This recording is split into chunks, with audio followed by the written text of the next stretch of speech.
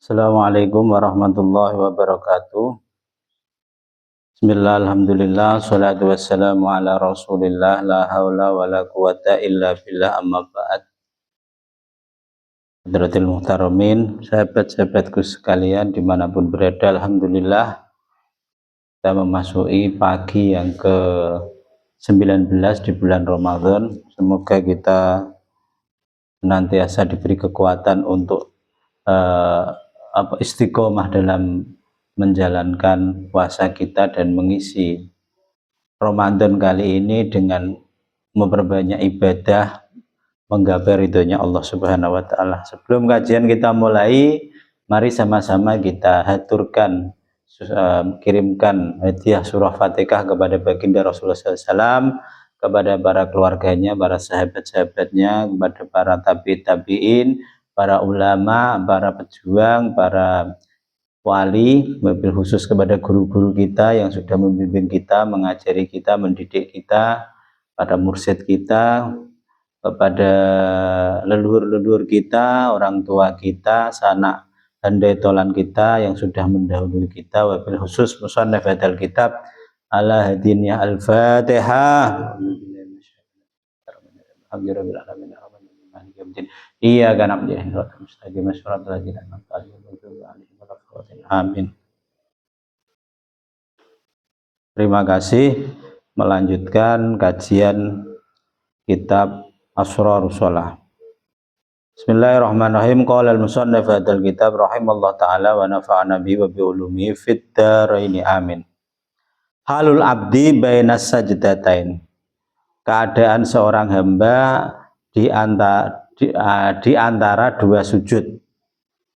Jadi sujud pertama kemudian bangun duduk, itu yang dimaksud itu. Teruslah sujud lagi. Summa suri'alahu ayyar fa'aroksahu wa ya'tadila jalisan wala makana hadal i'tidal mahfufan di sujudain. Sujudi qablihi wa sujudi ba'dihi. Fayang taqilu minah sujudi ilaihi summa minhu ila sujudil akhar. Ila sujudil akhar. Kana lau sa'nun fakana Rasulullah SAW yutilul julusa baina sajdataini biqadri sujud yatadarra'u ila rabbih fihi wa yad'uhu wa yastaghfiruhu wa yas'aluhu rahmati wa hidayatuhu wa rizquhu wa afiyah wa lahu dzauqun khas wa halul qalbi ghairi dzauqis sujud wa haluhu ila akhirih. Jadi kita disyariatkan ketika mengangkat kepala kita, kemudian duduk dengan lurus, mengangkat kepala maksud bangun dari sujud itu mengangkat kepala, duduk dengan lurus tegak tulang ekornya. Nah, setelah itu bentuk i'tidal ini loh, ini dikukuhkan atau itu ketika antara dua sujud ini. Nah, sujud sebelumnya dan sujud setelahnya. Nah, maka duduk dua sujud ini sebagai pemisah antara dua sujud ini. Kemudian keadaan sujud ini adalah keadaan yang mulia, di mana Rasulullah SAW itu selalu memperpanjang duduk di antara dua sujud ini sekitar waktunya itu ya sama kurang lebih ketika beliau sedang sujud. Jadi waktunya ada tumak ninah atau ya sekira panjangnya perkiraan antara ketika sujud itu tidak boleh terlalu cepat.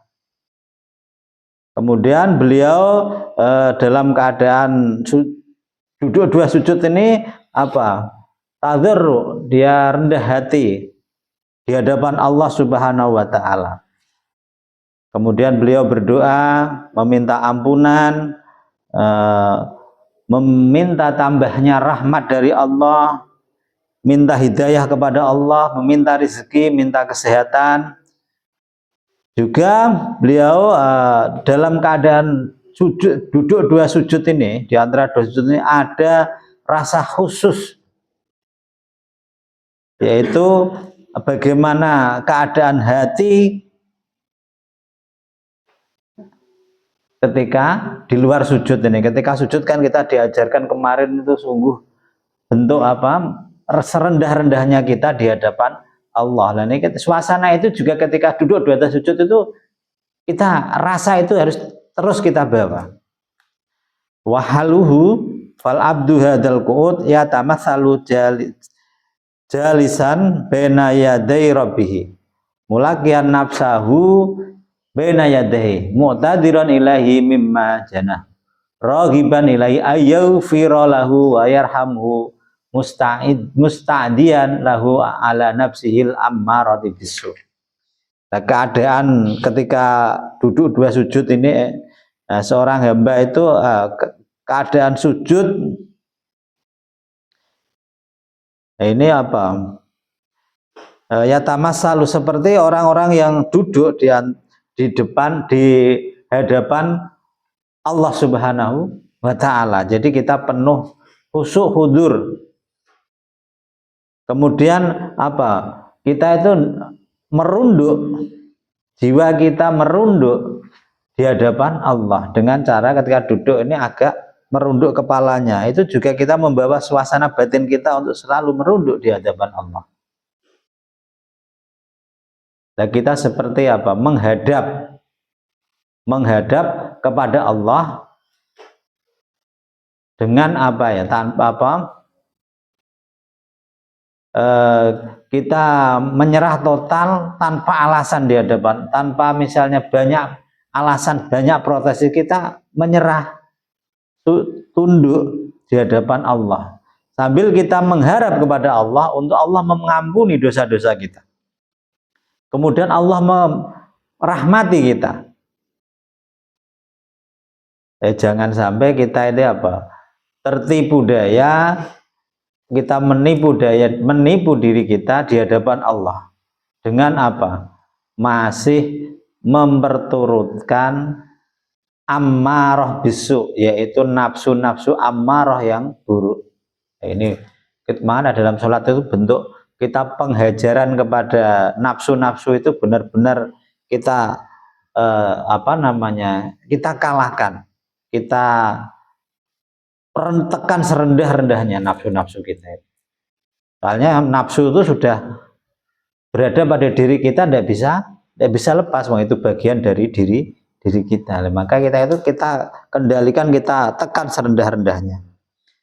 Sehingga ketika itu rendah, ya yang munculin apa? Bentuk ketaatan-ketaatan kita, ketakutan-ketakutan kita, pengharapan-pengharapan kita di hadapan Allah. Walam lima istighfaru baina sajdataini wa qad kana Nabi sallallahu alaihi wasallam yukarrirul istighfar fi hadil jalsah fayaqulu rabbighfirli rabbighfirli rabbighfirli wa yukassiru minar raghbah fiha ila rabbi. Bagaimana kita itu kok meminta maaf, meminta ampunan kepada Allah di antara dua sujud ini? Ini Rasulullah SAW itu selalu mengulang-ulang permintaan maaf, istighfar ketika duduk ini. Beliau rabbighfirli rabbighfirli rabbighfirli ya, dan memperbanyak dari apa? Kecintaan kepada permintaan maaf ini di hadapan Allah. Ketika apa? Subhana rabbiyal a'la, kita duduk rabbighfirli warhamni wazburni ila akhirih. Wa matsala ayyul musalli nafsaka fiha bimanzilati gharimin alaiha wa anta kafilun bih wal gharimu bima qala muhaddith wa anta matlubu bil kifala wal gharimi matlubu bil haq fa anta tasta'idu alaihi hatta yastahruja ma alail minal haq li tahlisa minal mutalabah wal qalbu syarikun nafsi fil khairi wasyarr wa thawab wal iqab wal hamdu wad dam. Nah, ini perumpamaan bahwa seorang musolli seorang orang yang sedang sholat itu pada dirinya itu menempatkan dirinya pada posisi orang yang berhutang kepada Allah yang maha hak. Seolah-olah kita itu, bagaimana ketika kita punya hutang di hadapan orang yang mengutangi kita itu kan ada perasaan sungkan, seperti itu, seolah-olah kita itu mempunyai tanggungan atas hutang tersebut.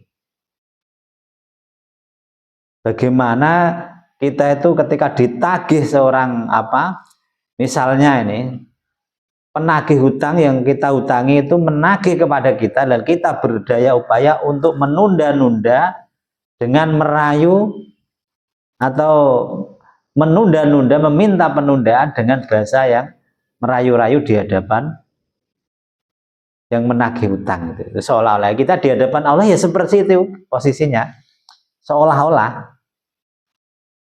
Padahal kita ini benar-benar mempunyai tanggungan itu.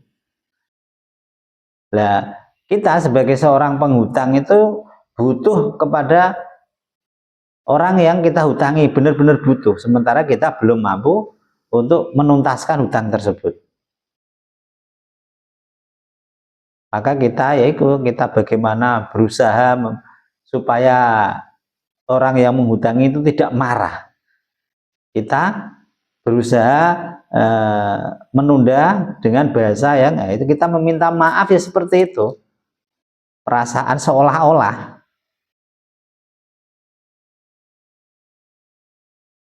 Supaya kita selamat dari penagihan pada hari itu. Pada saat itu proses penagihan itu tuh bisa selamat, tidak dipaksa dimarah-marahi gitu. Lah hati kita ini loh, itu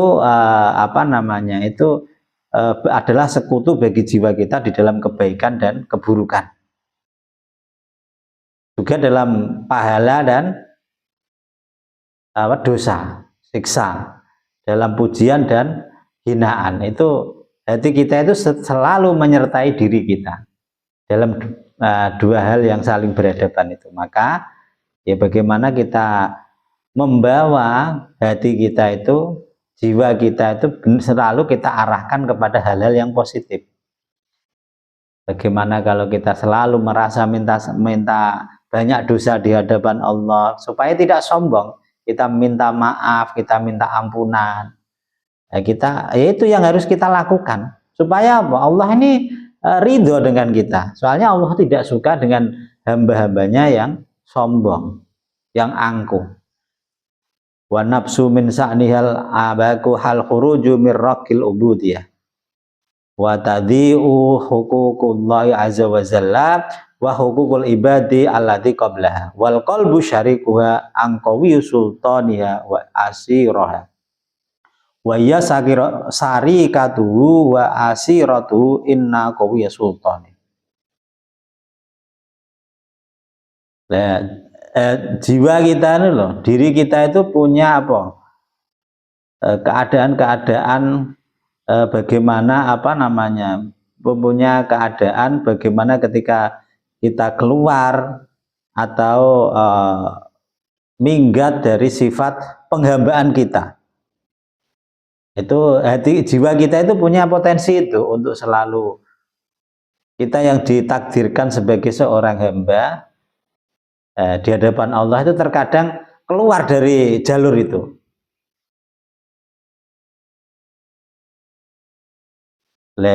Untuk itu kita memerlukan pendekatan atau ngerayu-ngerayu atau mengelola hati kita di hadapan Allah Azza wa Jalla. Dengan kita harus mengetahui hak-haknya seorang hamba sebelumnya itu, sebelum kita keluar. Dan memang itu jiwa kita sering keluar jalur itu.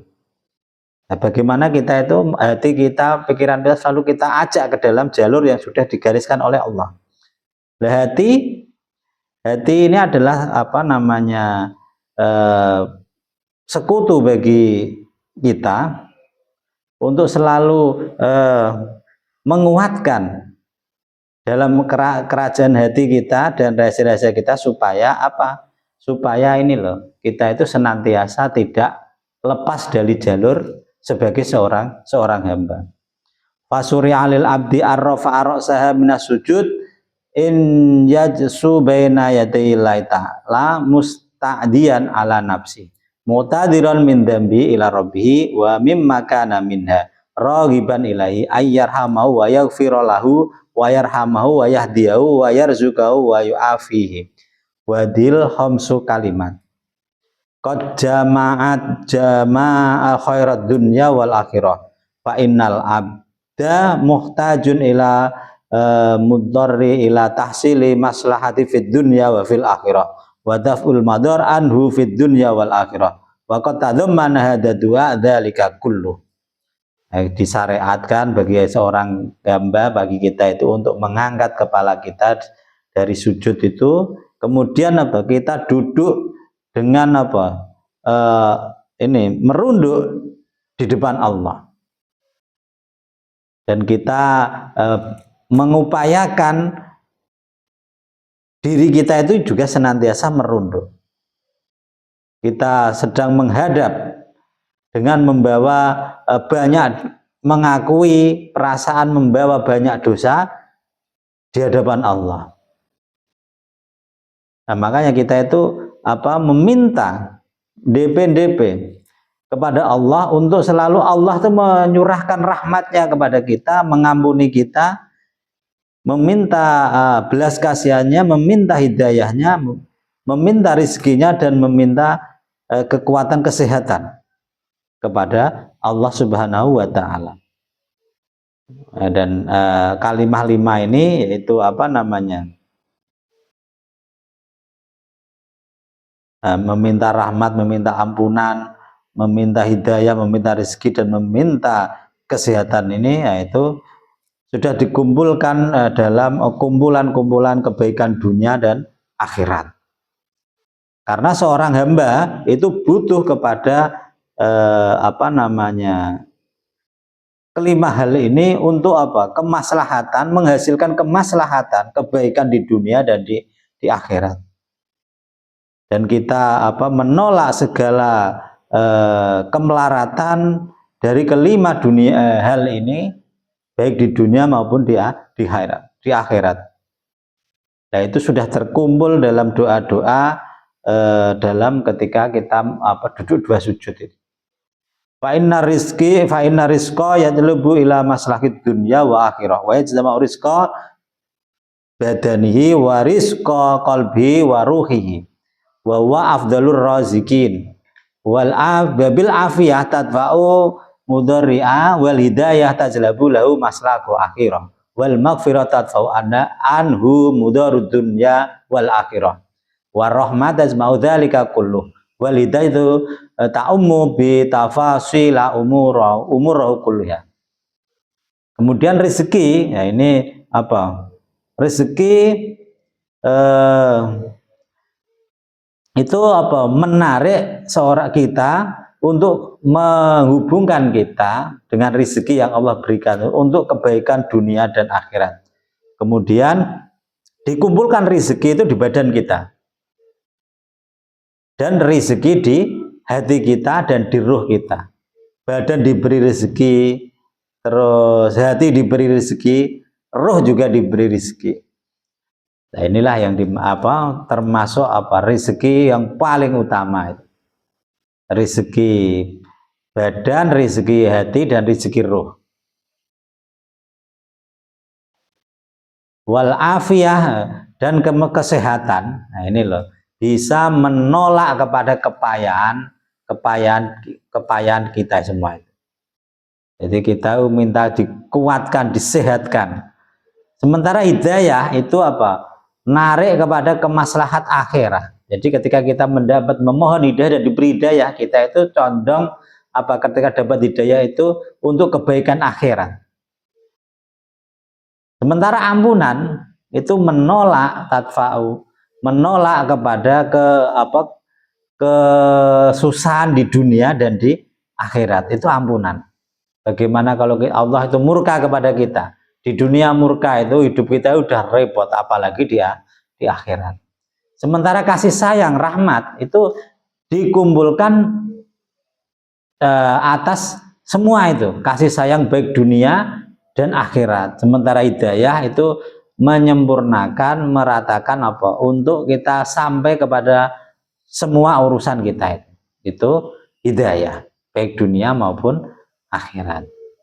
Wa suri'alahu ayyauda sajidan kama kana wala yaktafi minhu yasjudahu wahidatin fir rakaati kama uktifa minhu biruku'i wahid wa dzalika li fadli sujud wa sarafi wa qurbil abdi mir rabbi wa muaqibatihi minallahi azza wa jalla hatta anau aqrabu ma yakunu ila rabbih wa huwa sajid wa huwa ashharu fil ubudiyah wa aqraqu fiha min ghairihi min arkanis shalah wa lihada ju'ila khatimatur rakaah wa ma qablahu kal muqaddimatu baina yaday fa mahalluhu minas shalah mahalu tawafu ziyarah wa kama annahu aqrabu ma yakunu abdu mir rabbihi wa huwa sajidan fakadzalika aqrabu ma yakunu minhu fil manasik wa huwa ta'ifun kama qala Ibnu Umar liman Umar Ibnu Khattab ibtana huwa fi tawaf falam yurad alaihi falamma faragha min tawaf qala atadzakara amron min umurid dunya wa nahnu natabarra'u lillahi subhanahu wa ta'ala fi tawafina. Nah, kita itu loh disyariatkan untuk kembali sujud, kembali pada posisi orang yang sujud itu seperti apa yang telah ada tadi. Nah, ini fungsinya untuk apa? Kita membutuhkan kecukupan dari apa? Dengan cara mengalap cukup, ngalap itu apa? Mengambil kecukupan dengan bersujud sekali pada satu rakaat, kemudian mencukupkan lagi dengan rukuk yang lain. Ini adalah termasuk keutamaan sujud dan kemuliaan bagaimana dekatnya seorang hamba kedekatan seorang hamba kepada Tuhannya. Nah, ini semua itu datang dari Allah Subhanahu wa Ta'ala. Nah, sehingga kita ketika lebih dekat kepada Tuhan kita, yaitu ketika kita sedang posisi sujud. Bahwa azharum, ini adalah termasuk ibadah yang masyhur, paling masyhur dan lebih apa? Al-raku lebih berat daripada rukuk dan lain, yang paling berat itu sujud, karena betul-betul posisi kita ini secara anatomi tubuh itu posisi paling berat ketika sujud itu daripada rukun-rukun sholat yang lain, yang berdiri terus duduk rukuk. Ini paling berat itu sujud. Nah, ini dijadikan sebagai sujud, ini penutup dari semua rakaat. Bagaimana permulaan sujud juga merupakan muqaddimat dari di hadapan Allah, muqaddimat dari di hadapan Allah Subhanahu. Kemudian ibaratnya ini loh dalam sholat, ketika sujud itu seperti tempatnya ketika orang tawaf dan ziarah. Ketika kita ziarah di Ka'bah itu kita ini adalah posisi di mana seorang hamba itu paling dekat dengan Tuhannya, yaitu sujud. Sebagaimana dekatnya ketika kita pada manasik dalam ibadah manasik haji atau umroh itu, tawaf itu adalah posisi orang yang tawaf, posisi paling dekat. Kita berputar mengelilingi Ka'bah mengucapkan labbaik Allahumma labbaik, itu ketika posisi sholat, ya ketika sujud itu posisi itu paling dekat itu. Nah, Ibnu Umar ini beliau ketika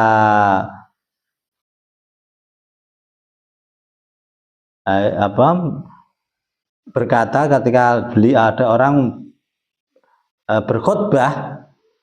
Nah, ini beliau dalam tawaf, kemudian beliau tidak menjawab dari